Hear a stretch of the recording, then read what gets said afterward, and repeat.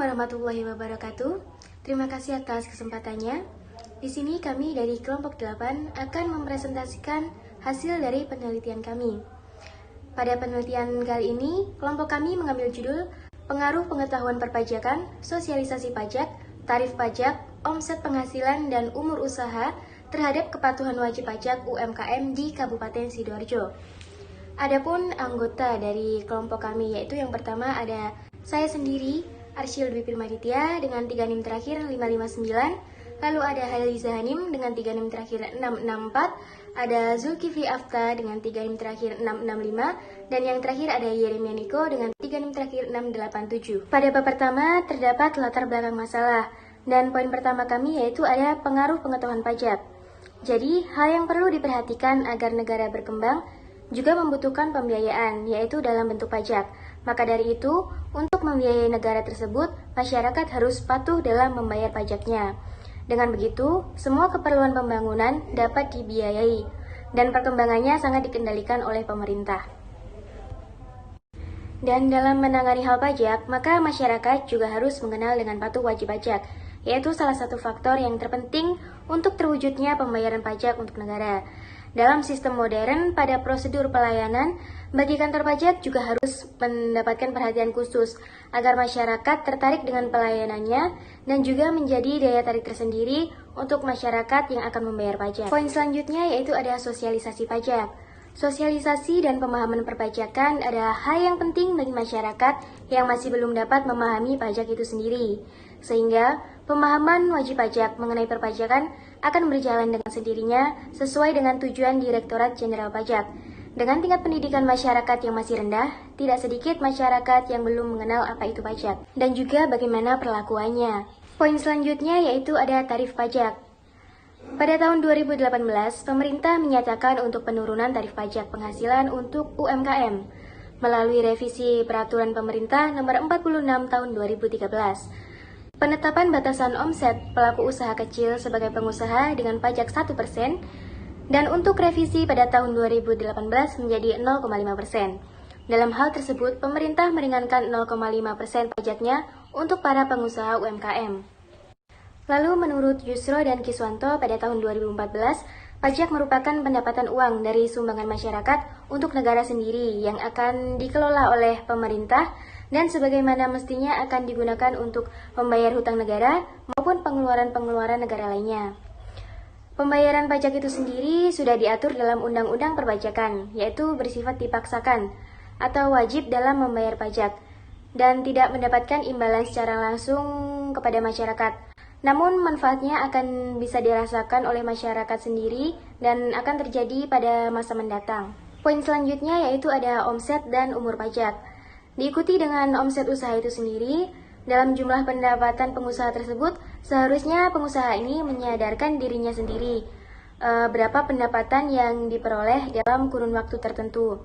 Jadi, semakin banyak pendapatan pengusaha tersebut dalam mendapatkan omsetnya, seharusnya pengusaha ini sadar akan pajak yang harus dibayarkan kepada negara. Untuk umur usaha sendiri, pada dasarnya semakin lama pengusaha itu berdiri usahanya dan mempunyai pengetahuan yang sangat luas, maka seorang pengusaha ini akan sadar dalam menaati peraturan kepatuhan wajib pajak yang sudah dibuat oleh pemerintah. Maka dari itu, adanya pengetahuan perpajakan dalam umur usaha akan sangat berperan mengenai ketaatan pembayaran pajak usahanya. Selanjutnya yaitu ada tujuan penelitian. Tujuan penelitian ini adalah untuk mengetahui apakah pengetahuan perpajakan, sosialisasi pajak, tarif pajak, omset penghasilan, dan umur usaha akan berpengaruh positif terhadap kepatuhan wajib pajak UMKM. Selanjutnya yaitu ada manfaat penelitian. Penelitian ini diharapkan mampu memberikan manfaat bagi setiap pembacanya. Yang kami uraikan menjadi 2 manfaat. Yang pertama yaitu ada manfaat teoritis dan yang kedua ada manfaat praktis. Untuk manfaat teoritis, penelitian ini dapat digunakan sebagai sumber informasi dan pengayaan bagi pengembangan ilmu pengetahuan, khususnya kepatuhan wajib pajak usaha mikro kecil dan menengah atau UMKM. Lalu penelitian ini juga dapat dijadikan sebagai referensi maupun penelitian selanjutnya. Dan untuk manfaat praktis, yang pertama, hasil dari penelitian ini adalah sebagai sarana pembelajaran penelitian di bidang ilmiah, serta menambah pengetahuan terhadap bidang akuntansi, khususnya kepatuhan wajib pajak pada pelaku usaha mikro, kecil, dan menengah atau UMKM. Dengan penelitian ini, diharapkan dapat menambah pengetahuan serta wawasan dan juga informasi kepada peneliti-peneliti selanjutnya terkait pengetahuan perpajakan, sosialisasi pajak, tarif pajak, omset penghasilan, dan umur usaha terhadap kepatuhan wajib pajak usaha mikro, kecil, menengah. Baik, terima kasih atas kesempatannya. Saya akan melanjutkan presentasi dari rekan saya. Pada bab 2 ada tinjauan pustaka. Pada bagian A adalah landasan teori. Yang pertama, kepatuhan wajib pajak dan UMKM. Kepatuhan wajib pajak merupakan pemenuhan kewajiban perpajakan yang dilakukan oleh wajib pajak dalam pembentukan kontribusi bagi pembangunan negara yang diharapkan supaya masyarakat sadar bahwa arti pajak itu apa. Kemudian tentang kepatuhan wajib pajak dapat dikategorikan menjadi dua bagian. Yang pertama ada kepatuhan administrasi, yaitu suatu kepatuhan pada aturan administratif seperti pengajuan pembayaran yang tepat waktu. Kemudian yang kedua ada kepatuhan teknis, merupakan kepatuhan wajib pajak pada teknis pembayaran pajak. Menurut UU RI nomor 20 tahun 2008 tentang usaha mikro, kecil, dan menengah, pada bab 1 pasal 1, definisi usaha mikro adalah usaha produktif milik orang perorangan atau badan usaha perorangan yang memenuhi kriteria usaha mikro sebagaimana diatur dalam undang-undang. Kemudian yang kedua, mengetahui perpajakan. Pengertian pengetahuan perpajakan menurut KBBI adalah sesuatu yang diketahui atau yang berkenaan dengan hal pelajaran. Pengetahuan wajib pajak tentang perpajakan adalah segala sesuatu yang dipahami oleh wajib pajak mengenai perpajakan dalam segi sistem perpajakan maupun tata cara pembayaran pajak. Pengetahuan perpajakan juga memiliki peranan penting dalam kesadaran wajib pajak untuk membayar pajak. Dalam mengetahui pengetahuan perpajakan berkaitan dengan proses pembelajaran dan merupakan hasil dari mencari tahu. Kemudian yang ketiga ada sosialisasi pajak. Sosialisasi adalah interaksi yang terjadi dalam kehidupan, di mana perilaku sosial manusia dengan meneliti kelompok yang dibangunnya.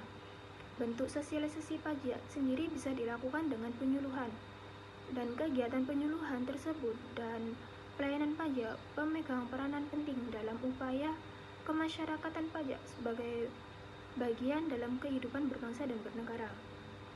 Kemudian kegiatan penyuluhan pajak memiliki andil besar dalam mensukseskan sosialisasi pajak ke seluruh wajib pajak. Berbagai media diharapkan juga mampu dalam mengunggah kesadaran masyarakat untuk patuh dalam membayar pajak. Sosialisasi pajak yang dilakukan oleh Direktorat Jenderal Pajak sudah dilaksanakan dari daerah masing-masing wilayah di Indonesia mengenai pemahaman pajak bagi masyarakat. Kemudian yang keempat ada tarif pajak. Tarif pajak adalah suatu pedoman dalam menetapkan berapa besarnya utang pajak. Peraturan Pemerintah Nomor 23 Tahun 2018 menentukan tarif pajak yang sifatnya final sebesar 0,5% terhadap 16 wajib pajak yang mendapatkan omset kurang dari 4,8 miliar dalam 1 tahun. Namun apabila peredaran bruto atau omset wajib pajak melebihi 4,8 miliar pada 1 tahun pajak, maka tahun pajak berikutnya dikenakan tarif PPh sesuai dengan ketentuan Undang-Undang Pajak Penghasilan yang berlaku. Yang kelima ada omset penghasilan. Pada omset penghasilan adalah jumlah uang hasil penjualan barang dagang tertentu selama suatu masa jual maupun nilai transaksi yang terjadi dalam waktu tertentu, misalnya harian, mingguan, bulanan, atau tahunan. Omset penghasilan bukan nilai keuntungan atau nilai kerugian, namun nilai omset penghasilan yang besar dengan nilai keuntungan yang kecil akan terjadi kerugian. Maka dari itu, para pengusaha seharusnya memperhatikan produk yang dibuatnya, baik dalam kemasan maupun harganya terjangkau di pasar modal. Kemudian yang keenam ada umur usaha. Umur usaha merupakan usia atau lamanya suatu perusahaan itu dibentuk dan beroperasi. Umur perusahaan mengakibatkan perubahan pola pikir dan tingkat kemampuan pemilik perusahaan dalam mengambil keputusan atas setiap tindakan-tindakannya. Pemilik perusahaan yang telah lama beroperasi, usahanya telah banyak belajar dari pengalaman mereka sehingga pemilik atau manajer. Umur pembukaan usaha dapat mempengaruhi tingkat pendapatan. Lamanya seseorang atau pengusaha akan mempengaruhi kemampuan maupun pengalaman yang didapat dalam membangun usahanya, sehingga dapat menambah efisiensi dan menekan biaya produksi lebih kecil daripada penjualan. Kemudian selanjutnya ada tinjauan pusaka yang bagian B, ada kerangka pemikiran. Nah, untuk mengetahui perpajakan pemilik usaha atau perusahaan kecil dan menengah sangatlah dominan dalam menjalankan usahanya. Kemampuan dalam usaha sangatlah berpengaruh hasilnya bagi kepatuhan wajib pajak. Demikian tujuan sosialisasi pajak untuk memberikan pengetahuan kepada wajib pajak. Dengan hal tersebut diharapkan wajib pajak dapat mengetahui dan memahami pentingnya pajak untuk negara. Lalu untuk tarif pajak, yaitu suatu angka tertentu yang digunakan sebagai dasar perhitungan pajak. Hal ini tentu sesuai dengan harapan apabila tarif pajak yang dibuat dalam undang-undang dan peraturan perpajakan dan memperhatikan kondisi wajib pajak, maka akan meningkatkan kepatuhan wajib pajak. Kemudian pada omset penghasilan berpengaruh juga terhadap wajib pajak. Akan tetapi wajib pajak dianggap patuh jika melaporkan jumlah omset atau penghasilan bruto sesuai penghasilan yang diterima, sesuai dengan peraturan perpajakan yang menyatakan semakin tinggi omset yang dapat, semakin patuh wajib pajak dengan tarif pajak yang ditentukan. Kemudian suatu umur usaha juga mengakibatkan perubahan pola pikir seseorang pengusaha dalam menjalankan usahanya dan sangat tepat untuk mengambil suatu keputusan dalam hal yang dituju. Umur usaha berpengaruh positif terhadap pengendalian biaya, dan semakin lama usaha yang didirikan, semakin banyak juga pengetahuan atau pengalaman yang didapatkan. Sekian presentasi dari saya, selanjutnya akan dilanjutkan oleh rekan saya. Terima kasih. Terima kasih atas kesempatannya. Di sini saya akan melanjutkan presentasi dari rekan saya, yaitu tentang jenis penelitian. Metode penelitian yang digunakan dalam penelitian ini adalah pendekatan kuantitatif.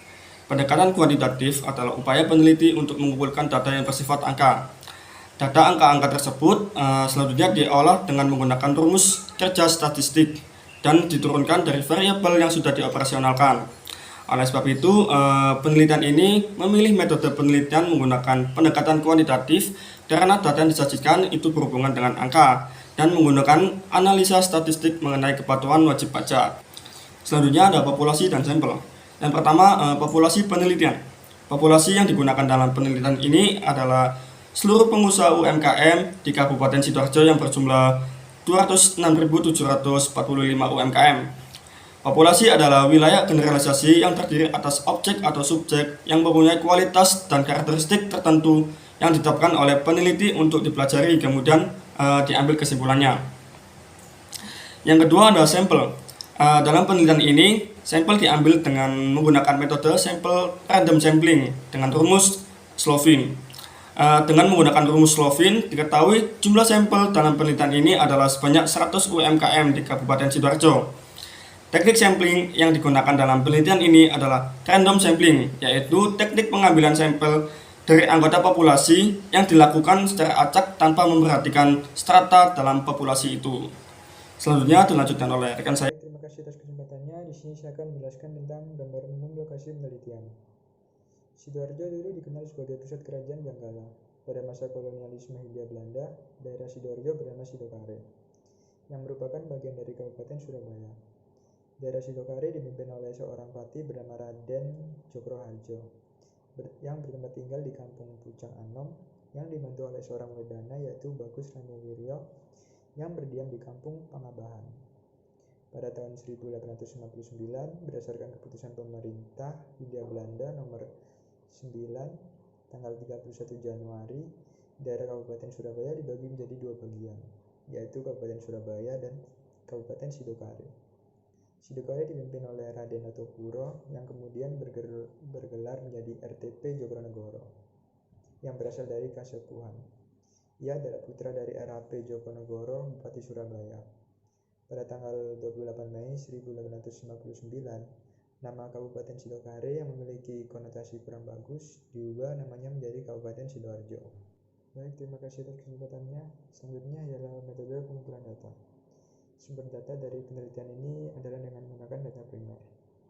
Penyebaran kuesioner yang dilakukan adalah kepada wajib pajak orang pribadi yang ada di Kabupaten Sidoarjo. Metode pengambilan data adalah dengan menyebarkan kuesioner kepada wajib pajak orang pribadi di Kabupaten Sidoarjo. Dalam kuesioner yang diberikan kepada responden menggunakan metode pengukuran dengan menggunakan skala Likert. Untuk mendapatkan data yang relevan dalam penelitian ini, maka dilakukan dengan pembagian instrumen penelitian, yaitu kuesioner yang diberikan kepada responden. Teknik pengumpulan data melalui kuesioner dilakukan dengan mengajukan pertanyaan kepada pihak yang berhubungan dengan masalah yang diteliti. Baik, terima kasih atas kesempatannya. Selanjutnya ialah teknik analisis data. Teknik analisis data yang digunakan dalam penelitian ini adalah teknik analisis data kuantitatif yang diolah dengan teknik statistik menggunakan software SPSS 2005 melalui beberapa tahapan seperti berikut. Yang pertama ialah analisis statistik deskriptif. Yang kedua, uji asumsi klasik yang terdiri dari uji normalitas, uji multikolinearitas, dan uji heteroskedastisitas. Yang ketiga ialah analisis regresi linear berganda yang terdiri dari uji signifikansi model F, uji koefisien determinisasi atau R2, dan uji hipotesis atau uji T. Dan yang terakhir ialah analisis regresi moderasi dengan metode uji residual. Baik, sekian dari presentasi kelompok kami. Bila ada salah kata atau perbuatan, mohon dimaafkan.